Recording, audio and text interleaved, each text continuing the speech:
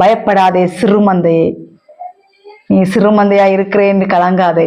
உனக்கு ராஜ்யத்தை கொடுக்க அவர் பிரியமா இருக்கிறார். அவருடைய ராஜ்யத்தை கொடுக்கவே பிரியமா இருக்கிறார்.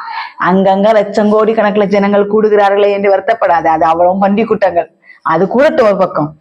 உனக்கிட்ட வருது சின்ன சின்ன கூட்டங்கள். சிறு மந்தையை போல ஆயத்தப்படுத்தி கொண்டிருக்கிறியே, அந்த மந்தைகளை ராஜ்யத்தை கட்டும்படியாய் நீ ஆயத்தப்படுத்தி கொண்டிருக்கிறாய். அதனால தைரியமா எழும்பி பிரகாசியுங்கள். கர்த்தருக்காய் உண்மையாய் வைராக்கியமாய் ஊழியம் செய்கிற ஊழியக்காரர்களை எழும்பி பிரகாசியுங்கள். இன்னும் அநேக ஆத்துமாக்களை கர்த்தர் உங்களுக்கு கொடுப்பார்.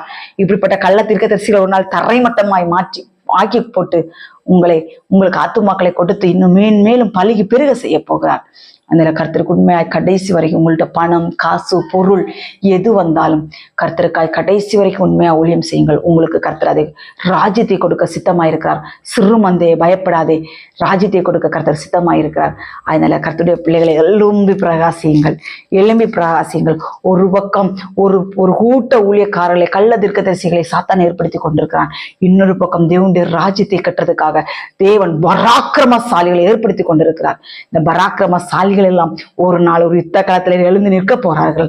அந்த யுத்த களத்தில் அந்த பராக்கிரமசாலிகள் நிற்கும் பொழுதெல்லாம் சத்துருக்கள் எல்லாம் ஓட போகிறார்கள்.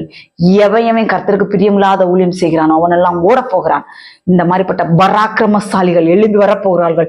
என்னுடைய தாகம்